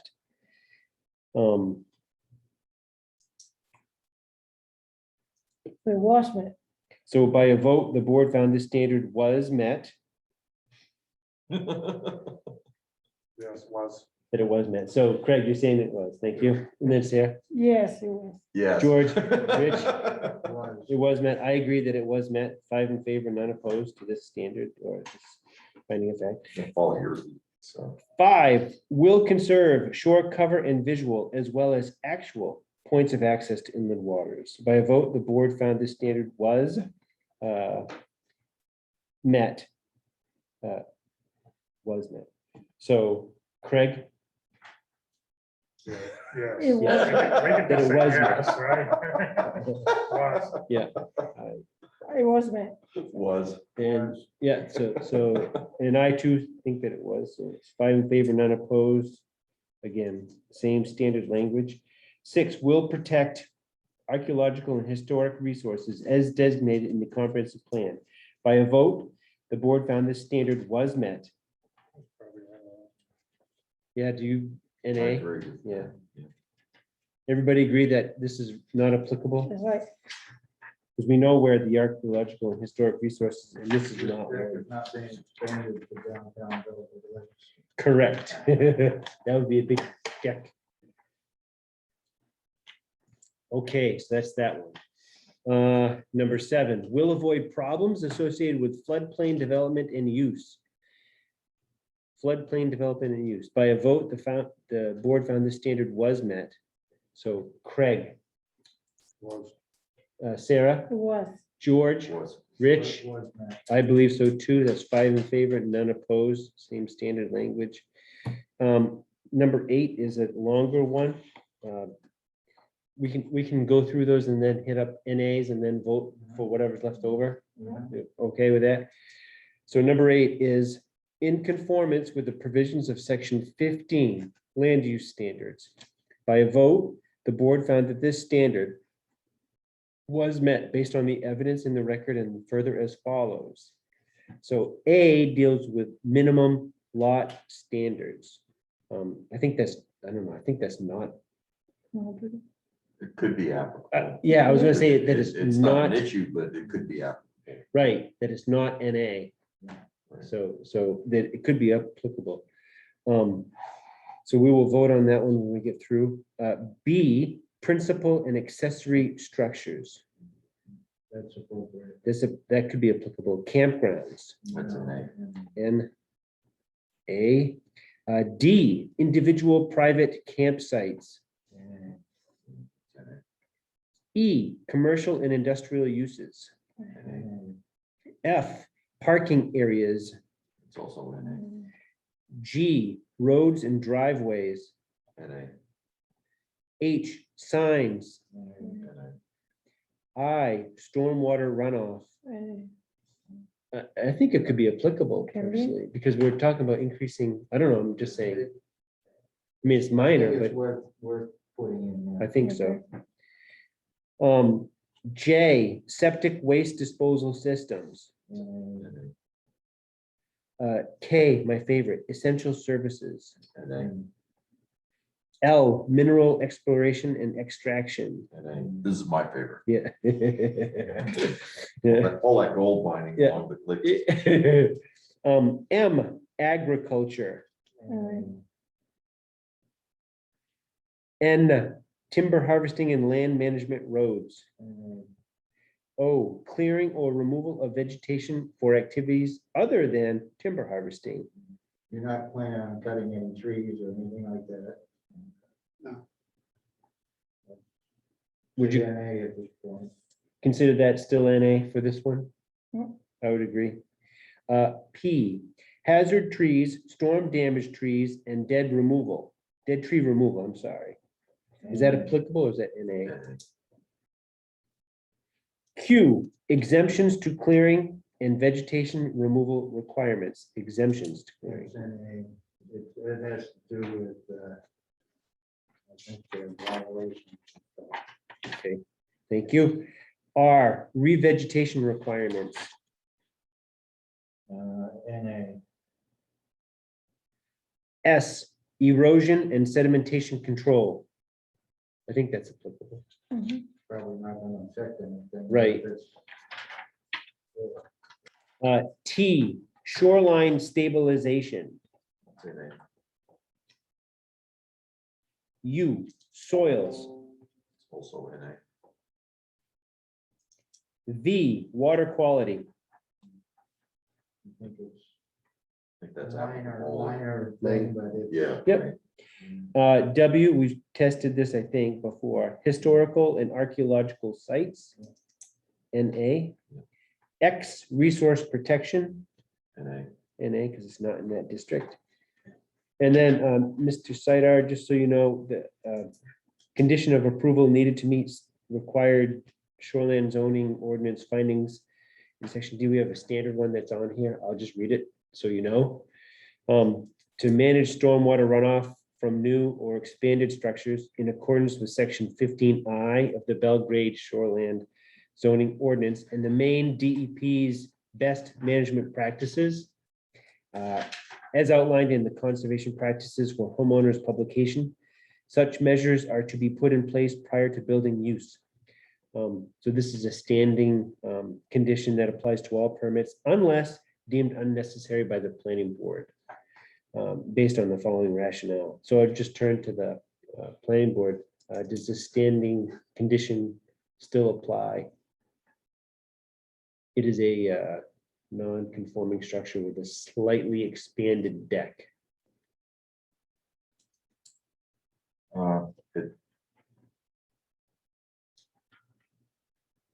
Good question, because how much runoff comes off of the deck?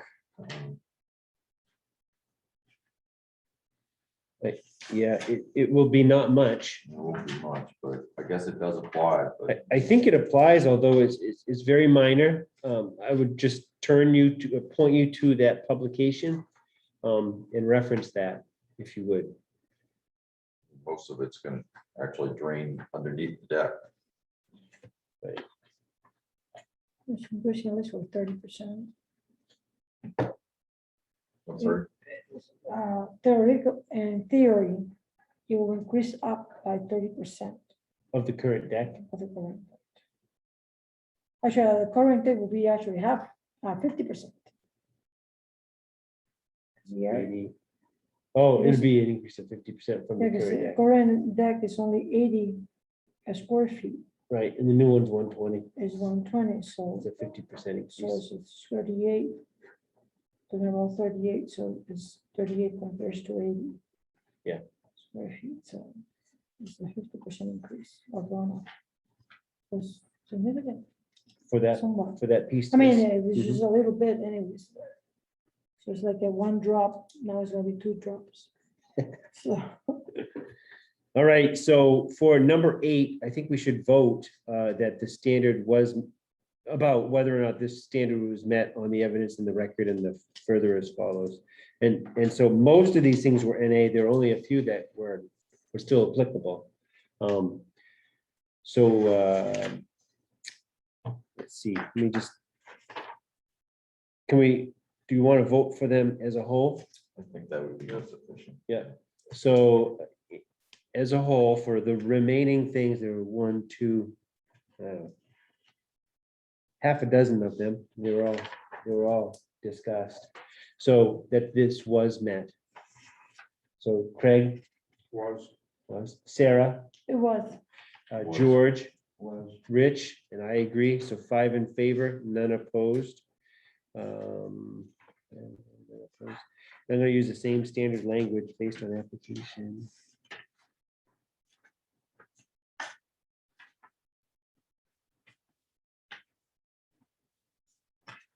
In public record.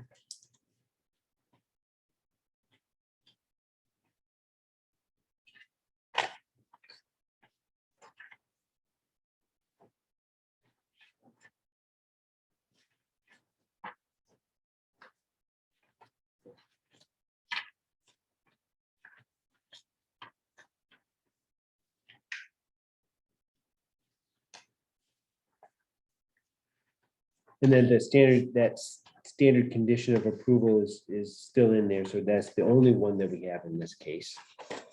And then we're at number 3, decision. So based on the above findings of fact and conclusions of law on today's date, which is 12/2/21, the Town of Belgrade Planning Board approved by a vote of 5-0, which we actually, do we vote on the whole thing yet? We haven't voted on the whole thing yet. No, we haven't. Oh, so let's vote on the whole thing. So entertain a motion. Let's do it that way. Entertain a motion to approve this application that we've heard tonight. I make the motion that we approve Mr. Sidar's application as was amended by him during the meeting to approve it. Okay, thank you. I'll second. Second, any more discussion? So to approve, all those in favor, Craig, Sarah, yes, George, Yeah. Rich, and me too. So by a vote of 5 in favor, none opposed, to approve the application, it will be mailed to you. So thank you very much.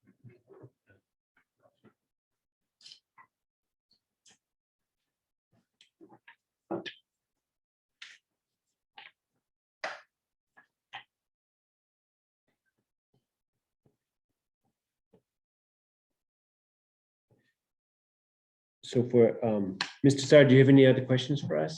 I know, I know. Okay, wish you the best of luck in your project. Yeah, thank you. Very interesting meeting. believe me. You're so diplomatic. I've managed a land trust down east for 7 years, so I've been to a few planning board meetings. Ah, I see, okay. yeah. Well, down east, you might have seen worse then. Yeah. Yeah, I saw a lot of them. That's not good. Yeah, we don't need to go there. Have a good night. Yeah, have a good evening. Thanks for all you're doing for Belgrade. Thank you, thank you. So lady and gentlemen, we have two things to sign. One is the original, and then we also have the this is the building permit. So if I could go that way.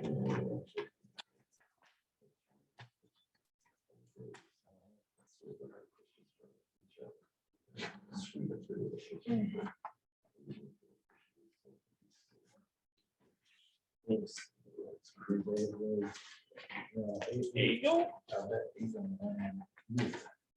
You know. the What I'll do is I stuff just we went put that application with that, it's all together. Very few of them, those Thanks. findings of fact, Signature. they told not to know, right? Yes. Oh, you just didn't know.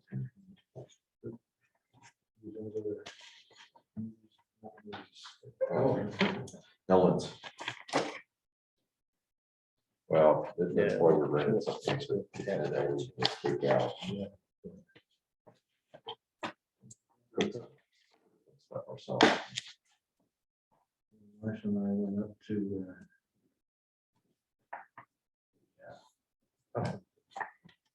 Oh, yeah. that one's. Come on.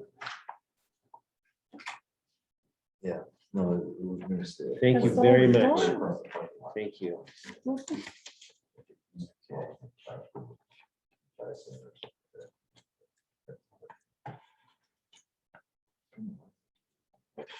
And this.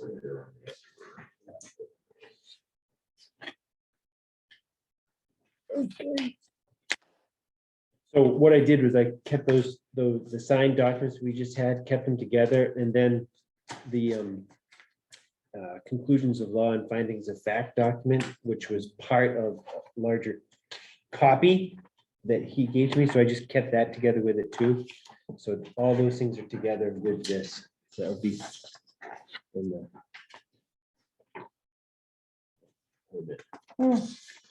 So, okay, that's that one. All right, the last thing I think we have to deal with tonight is just the minutes from the 18th. And do we have, everybody have them? Should be like, I think the last page. Maybe. Even though that was only the 18th, I can read down through and, huh? Actually, do I have them? All the way in the back, Really? all the way in the back, keep going, all the way in the back. Oh, you separated your stuff, I think. Where's your application from, Mr. Oh, it went right there. It's the last page, Okay, you have, you can read Gotcha. mine, I got you. I got it. you just let it be, right there, Okay, right there, thank you. I have it in the computer.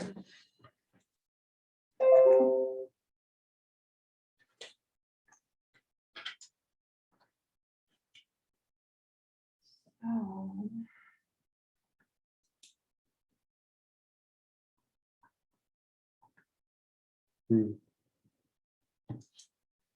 What's wrong with those things?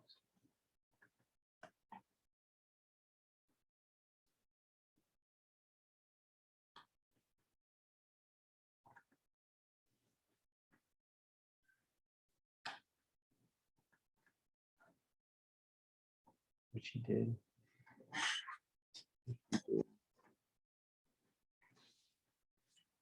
Okay.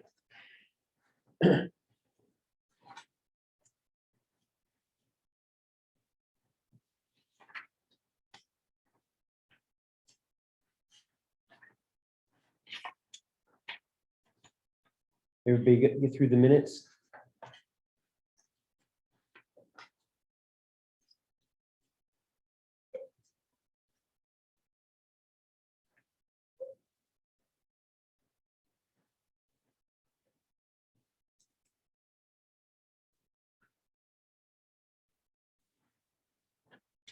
She really does a good job, huh? Oh, yes. Yes, absolutely. All set. Are there any edits that we need to have for the minutes or suggested edits? I didn't have any. The only question I had was, in reading it, maybe just the way I read it, the very first item, discussion regarding minor subdivision changing from 6 to 7 acres. Had we already decided that it was 7 before? In other words, I know we went to 7, but I think that was done before this particular meeting, and we're just confirming we don't need to make any other changes. It's 7. It's already at 7. Let's see. It's more the timing of when this Yeah. took place. We decided that at this meeting. We did because before 'Cause this I meeting, was late to the Yeah. party. right? Because before that meeting, it was a recommendation from Mr. Minor, right? Right, right. And at that meeting, we did decide it would be 7. So I think there was an actual change from 6 to 7 at the meeting that we're dealing with here. Does that make sense? Yeah. We talked It was, it in the through, previous meeting was recommended, right? and I think that meeting we were taking information. But on this meeting, we stamped it. So does this language as is in the minutes, does that, I don't think the language that's currently written addresses it. I think it's written as if we made the decision at the previous meeting. I see. I think on the second sentence, it starts at the end of the first line. Board decided to change to 7 acres. Yeah. Do it. Thank you. So that should cover it. So by talking about that out now, so now it's part of the recorded minutes that we have. And Anthony, please make that change. I guess that's the way to say it. I don't know how else to do it. Otherwise, are there any other things we need to have on the minutes? So I'd entertain a motion on the minutes then. What, you want to mark the minutes and leave them here for Anthony, rather than him having to watch a whole video? Yeah. It will be very easy. If you have something to leave for him, that would be great. Yeah, just, I mean, he will have to watch the whole video to get the changes. So anyway, I'd entertain a motion to. I'll make a motion to approve minutes as amended. Thank you. And I need a second. And second, any more discussion? No, No, thank you. All those in favor, Craig? Yes. Yes, Sarah? yes, George? yes. I I'm sorry. I got a wise guy comment, but I will Was not. refrain. So George is yes. Yes, I'll make that. Okay, Rich? Yeah. Yeah, and I too agree that the minutes are good. So that's 5 in favor, none opposed. Any other town business What to did we- discuss? what did we change there? Any, You other- want me to do? you have anything? Yes, I do have something. So Craig has something to bring up. Oh, sorry, Someone got a hold of me and asked about what Belgrade ordinances, I guess, for medicinal grow. Are we still not allowing that, or? Because we didn't opt in, I know that, but how long did that last? And it's medicinal, medical. Yeah. So what's our standing on that? Boy, that's a good question.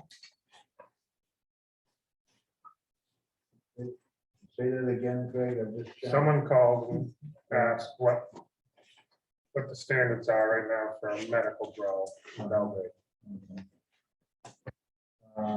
We didn't opt in, right? We didn't. Well, Yeah, but how long did that last?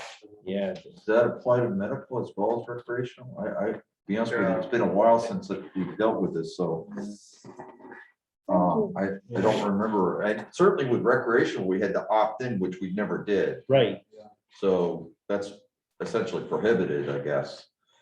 But medical, we have, I just don't remember. I I mean, don't remember specifically either, but I'm thinking that medical is, you follow the state rules and you don't really, you don't have any specific regulations of whatever the state regulations are. Well, the question becomes, if we opted in, if there is even a requirement for us to opt in for medical, then the next question is, do they need to get commercial development review ordinance approval like the facility next door? right.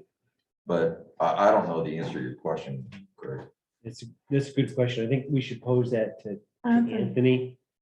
Yeah, Probably Anthony, he could check with Savage if he knows or whatever. yeah. So they probably would know the most quickly. So the question on the table is, what's the town's position on the medical grow facilities in Belgrade? Yes. So, and I will follow up and I'll text him or email him tomorrow and make sure I get that to him early, so he has a way to respond to that. We actually have two of them in town that we know of, right now. There's the one down on 135, which I thought we were telling them they needed to get a commercial development review. Yeah, they never did though. Nothing Right. Never happened. That was the position. I know that Gary, I think Gary felt that way, and I think, Yeah, no, and Anthony had double checked with them Yeah. and got confirmation of that. It's just, there was no follow through. Well, and there's also one in North Belgrade, Yeah. so there's three. Oh, that was the other one I was thinking. Is your tidies still in business? I believe so. I've seen Yeah. cars out front quite Yeah. often. and I see, yeah, it seemed like, yep. And then out in the old double Ds, right? Mhm. They're growing. I would assume, yeah. At least it sure smells like it when you go by. Is that right? Oh my gosh, yeah, I've never been in it to see it. yeah. Was it really? Oh my gosh. Yes. So Yes. these people are growing this inside the building? Yes. In a controlled environment, like any other, crop of value, they're So you taking need- great you need- care. Do you need a commercial development application review? So the odor must come from their processing, is that it? Rather than the actual growing? They had to test it during the process. Oh, God. That's a different odor. That's a good job right there. I'm guessing some sort of processing Yeah, is happening. anyway. Yeah, I know. Topic for another day. Yeah, comment for another day.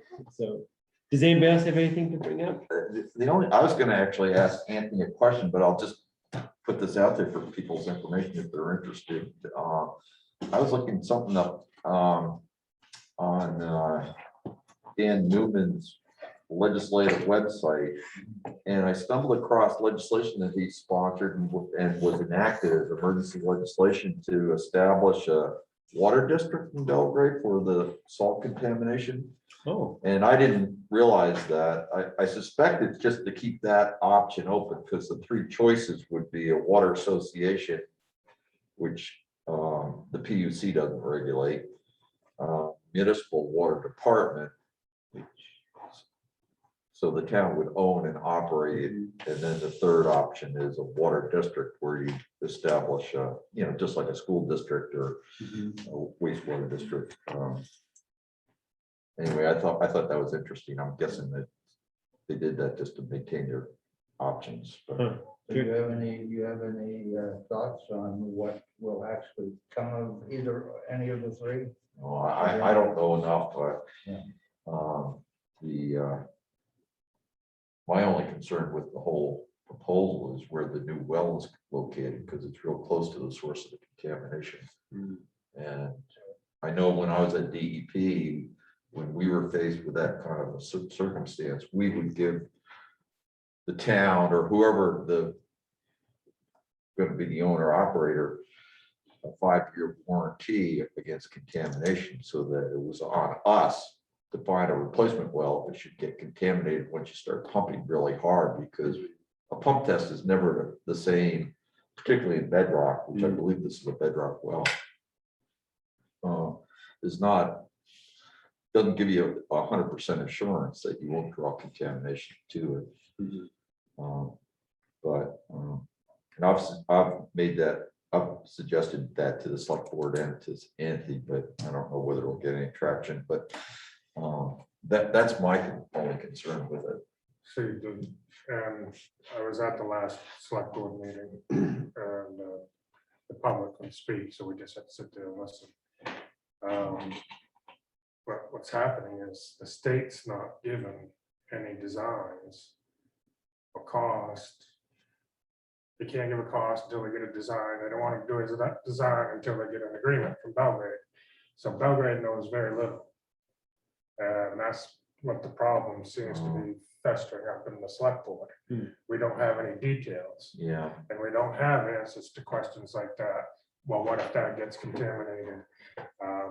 So, you know, but they want us to go into an agreement before we get a design. So we don't even know what it is and what's the backup well. And the state guy was sitting there, well, you're gonna move the, he was suggesting that we move the salt shed. But what are we getting? Dan Newman's response was, well, what are we gonna do? Move the salt shed and contaminate another area? So I thought they built this myself. I thought they built that to protect it. And I think the contamination happened before that. And from my understanding, that cement's really thick and really it's built to hold that contamination. So there's a lot of unanswered questions, Yeah. and they want us to. You really They want us to can't. move forward without any answers. Yeah. That's the Yeah, problem. no, that's unreasonable. Yeah. You can't estimate operation and maintenance costs until you have a design. Right. Right, and they won't do a design until they have an agreement from the town. Yeah, right, no, yeah. That's the cart in front of the horse. At DEP, we used to do the design, go through the design phase, then we'd get an estimate of operation and maintenance costs because, well, it was a little different because it was petroleum. The standard was a little higher than the standard DOT. We had an obligation to make people whole, financially whole. And so that meant that we would subsidize with a micro system like this. There's no way any one user can actually pay the true cost of that water. It'd be way too expensive. So we would subsidize it down to the average cost of a private well. This is old numbers, but it used to be about $112 a year. They're somewhere like that too. They're not that far off. Yeah. But, you know, to figure out what that subsidy is, you need total operation and maintenance costs. But I think the plan is for the town to provide that subsidy, but I'm not positive of that. To subsidize the residential users' water fees down to.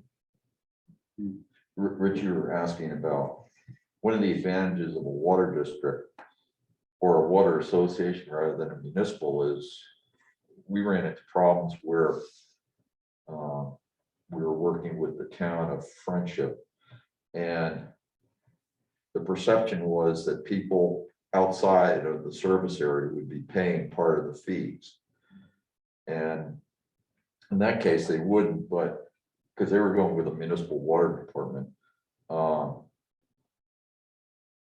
Creating a water district is one way to isolate the town from that. And so it actually did, they ultimately did form a district because it just went over better with the public. Here, because the town is a responsible party, it's a little different. Yeah. There's no way you can isolate the town from having to pay some of the cost. Right. Is there a proposed location for the well? Yeah, and I've asked, but I've never seen it, but I would love to see the pump test data. Do you know where that proposed location is? Yeah, it's right up behind the salt shed, right up behind the state garage. I guess there's Yeah. a big aquifer, it's 50 gallons a minute or something like that. Holy moly. Yeah, Wow. Craig, am I correct that it's a bedrock well? A drilled well? It's gonna be a drilled well, Yeah, so that'll be in bedrock then. yeah, and then they're Wow. talking about storage, so. You know. And you're gonna have other people adding on to it, probably eventually. Sure. Is it very common to have a bedrock well yield 50 gallons a minute? You know? Occasionally, but it's not, let's put it this way, my well certainly doesn't. Half a gallon a minute. Yeah, mine's a gallon and a half. Sometimes you get wells that you have to put, they need to be draining all the time. I mean, sometimes you have a well that will overflow. Right, yeah, or two. That doesn't happen very often. Yeah, I guess next door over here, they must have an artesian well because they have one of those release valves on the top of their well. And I've only seen those on when you have so much hydrostatic pressure that, but that may be a driven point well, just in the sand and gravel. I mean, 50 gallons a minute in gravel is not uncommon. Yeah. The well over here at the old town office had over 50 gallons per minute.